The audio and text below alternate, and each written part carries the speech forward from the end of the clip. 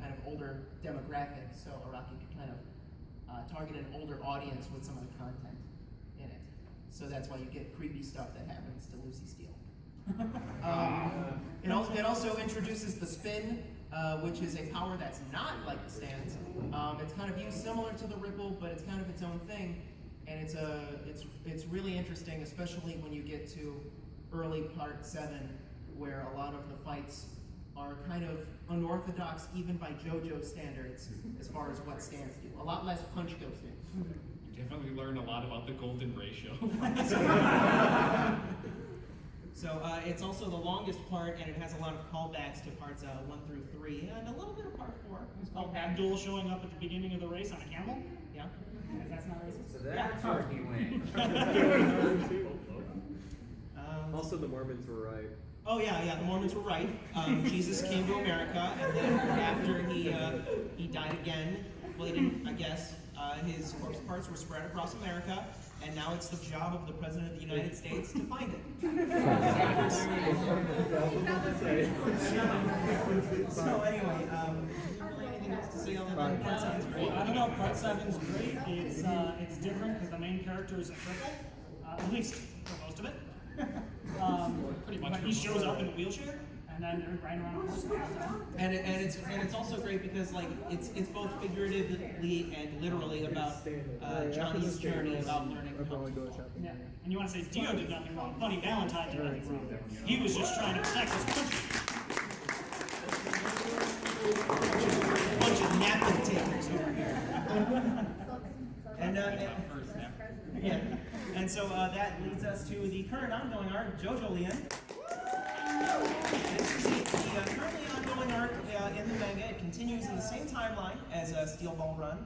It has a lot of callbacks to part 4, early on in particular, as well as we get to see a little bit of the fate of Johnny Joestar. But yeah, it's been really interesting so far. A lot of yes, a lot. Yes. Yes. 4 chapter long beetle fights. And like I said earlier, a lot of people complain, hey, you know, the ripple was such a cool way to fight, but now fights in JoJo's are, hey, let's have 2 beetles fight to the death. Let's go scam an egomaniac. Warning gore. Is that what he yells with the Yeah. I stayed up until like 2 in the morning just finishing that manga because I was just like, and I could not stop reading that beetle part. I don't care what people says. That kept me reading. I was like, I wanted to know what happened. He's also the manliest JoJo. He's got 4 balls. He does. Okay, he's scientifically the manliest JoJo. Causing confusion among all of us by sharing the exact same name as the JoJo from part 4. Yeah. And also taking place in the same town, kind of. Taking place in 2012, It was after the earthquake. Yeah, it was after the earthquake. So. But yeah, so that's just a brief synopsis of all the different parts of JoJo's. So now we're going to get into some supplemental material. So there are some other works by Araki that we're just going to briefly touch upon. For example, Bao. Bao is if you want to find these, I'll tell you where. But yeah, so Super Action Statue. This is the main line that I collect. They're highly posable, great articulation. They're about 6 inches tall. Lots of cool accessories. A lot of times they come with like actual word bubbles that you can put next to your character with key catchphrases or sound effects. The newest releases that they've had cover parts 1 and 6, and they've also been covering parts 2 through 5 ever since, along with Josuke from part 8. Let's see. I think the most recent one announced was Weather Report. Let's see. Every time they kind of do a new reissue of a sculpt, a lot of times they do alternate colors because why not? And all of the colors are always approved by Araki personally, and they usually come with extra accessories and stuff, and they're pretty cool. For people who don't like ugly joints on their figures, there's Statue Legend. These are pretty cool because they kind of cover more obscure characters. You'll see the pictures that I chose. I mean, there's Darby, Lisa, Tonio, and I forget his name. His stand is Green Day. That much I know. But they do main characters like Jotaro and Polnareff, but they also do side characters. So that's pretty cool. If you ever want a cool Lisa statue, here's where you go. Yes. His name is Chocolate. Chocolata. You know, that was on the tip of my tongue, but I wasn't sure. Thank you. Again, with the food references. Yes. Yeah. Spoilers. Chocolata is Italian for chocolate. How dare we? What is the blasphemy? What is the blasphemy? Alright, so now we're going to talk about some JoJo poses. Chocolate. Because that's really important. All of you people that are cosplaying, I hope you've all practiced your JoJo poses for the photo shoot. We're posing. Yes. Yes, please pose responsibly. I'm sorry. There you go. You'll notice Shogotan breaks bone making JoJo's Bizarre Adventure pose, but continues to tour. She specifically was doing the one pose that Narantia is kind of known for, where she was kind of balancing on her butt, and she broke her butt bone. You can break that? Yeah. JoJo will break your butt. But yeah, so there's also some references in other media. There's different series that you'll see that we're just going to kind of go through briefly. Other anime series or what have you that have referenced JoJo's, because JoJo's is kind of a big deal. For example, what series is this? I watched it, yeah, I don't remember the name. Yeah, you'll notice the subtitles here saying, "You don't know JoJo's Bizarre Adventure? Now I understand why you aren't popular." And specifically tells her that you don't have to learn how to play guitar. You just got to shout out JoJo's Bizarre Adventure stand names and just spin the case around. She's just shouting out Red Hot Chili Peppers in front of her. By the way, has anybody here seen the Neptunia anime by any chance? Hyperdimension Neptunia? No, but They make if anybody's familiar with it, it's basically it's basically like console wars, but they're like anime girls. Yeah. They're like, let's I turn know the about consoles, it. let's turn the consoles into waifus. Yeah, but one of the characters, main character Neptune, she makes fun of like PlayStation 1, and she's like, "Oh, PlayStation has the great PlayStation technology, like the like Stroheim." the Sekaiichi, the best in the world. Yeah, They just had it in Naruto. So. Let's see, here we've got a few screen caps from No Game No Life. No game. Yes, no life. you'll see they're specifically referencing Rohan Kashive on the top left two screen caps. And then at the bottom we have someone yelling "read." We also have a screen cap of Persona Q, the dungeon crawling Persona spin-off game for the 3DS. And right when the Persona 4 cast shows up, they're all doing JoJo poses. And it's pretty explicit. Like there are sometimes where people say, "Oh, that's a JoJo pose," but it's just kind of a fancy pose. No, they're specifically doing JoJo's pose. You've got Yukiko being Josuke, and Naoto being Giorno, and then I'll stop. And then of course this screen cap in the lower corner. The bottom right's just DJ Club. It's G Club. He's like reading JoJo. Yeah, he's reading JoJo's. Oh wow, that really turned out well. There we go. Here we've got a couple of screenshots from Katama, showing that we're not the only ones that think that Araki is an immortal. You'll see he's saying he's an immortal fairy, not a gorilla. So, and then of course a few pictures of people who have died in their respective series, including someone from Big League dressing up as Abdul. Let's see, up in the top right corner we have, I believe that's Bakken Test. Yes. That's a screen cap from there, and he's very clearly doing Giorno's pose.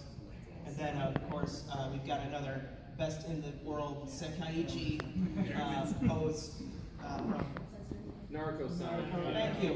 Thank you. Making Cthulhu monsters waifus? Yes. Well, of after course, Hotep is my waifu. yeah. And of course, the very bottom one, which people who have been keeping up with the anime will realize exactly. She also just like punches an elevator door, yelling "Ora, ora." Yeah. And then here's a few other references. We've got Uso Renkin. You'll notice that he's very clearly doing Polnareff's "Bravo! Oh, bravo!" pose. We have a little bit of Western comics with a screen cap from Marvel Comics, Marvel comic book, where the Hulk somehow has armor that makes him the world. I don't know.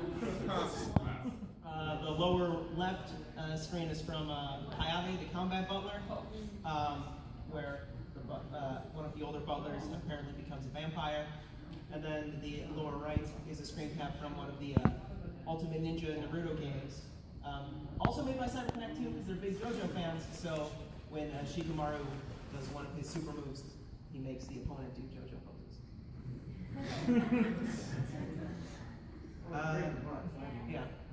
We also have a couple other references are JoJo and fighting games. A lot of you can kind of tell that Jolene in a lot of ways kind of inspired Juri from Street Fighter 4. It's the Mickey Mouse hair. Yeah, the hairstyle mostly. And of course, the more obvious Guile being inspired by A Nazi. By a Nazi. He's just as patriotic, but in the other direction. He's got the broom hair. Yeah, there's Rose from Street Fighter, inspired by Lisa. She even rocks the Kickin' Rad scarf. And then we have Lisa. What's her name from Street Fighter? Rose is like literally not. She's not just like inspired by Lisa's. She's like literally a ripoff. Even her ultimate attack is she throws her scarf and it wraps around the other character and then like electrocutes them with a mysterious energy. So it's like. Yeah. And then from King of Fighters we have Benimaru, who in SNK internal, the people that make the King of Fighters series, they actually refer to him as Polnareff in development. And I think they still do actually. What about the Slim Jim guy? Okay, well, yeah, the Slim Jim guy was also inspired by Polnareff, I'm sure. Yeah, that's that, yes. And I think that's about it for the actual PowerPoint that we've got. So, to be continued. But we're still a little early. Yeah, so, couple of quick questions. So next year, is your panel going to be panel tendency? Thank you, finally, somebody gets the joke. I only look forward to Saturdays to Sundays. There's one part 2. That is exactly what he was going for. And if our panel part 2 years worth. I've got 8 years worth of material. And if the panel gets and denied, Leon. if the panel gets denied, you can just be like, it was an attack of an enemy stand. Can we talk about how much Polnareff has in common with Ennio Montoya from The Princess? In Maya technology, you'll notice we've got the Terminator with Guile hair, and he's a Nazi. We've got Kenshiro still, but he's got a smile on his face. And then we've got Ray from Fist of the North Star, but he's got a bubble wand. Where in the world is Dio Brando? Is just a guy in a long coat with Kenshiro's face and a hat that goes into his hair, is fighting David Bowie, who attached himself to Kenshiro's body. But of course, I would watch that one. Because also we have Suburbia from part 4, which has Kenshiro with a hat, and Kenshiro with a pompadour, Kuwabara, blonde-haired Krillin, an Italian chef, Legolas, and Araki painted green, with evil David Bowie leaning above everyone else. Then we have The Godfather, which is Prince in a fabulous pose with donuts in his hair, and at the bottom it says, "I'm gonna make him an offer he can't understand." Part 6, we have Girls in Prison. What happens to girls without men? You know, girls, those things with breasts. We have a Kenshiro with Sailor Moon hair choking another girl, and we have a lizard punching a snail in the face. My personal favorite is the next one, the Da Vinci Code, starring Viggo Mortensen. If you look really carefully, you can see a golden rectangle in the background. It's unbridled, broken, beaten. There's the steel balls behind the Da Vinci Code, the American flag imposed on it. You have Duke Nukem as Funny Valentine with his hair. And if you look really closely, you can see some dinosaurs. And then, of course, there's the JoJo identity, which I really like just because it says Kira Yoshikage is Josuke Higashikage. It's not okay. There we go.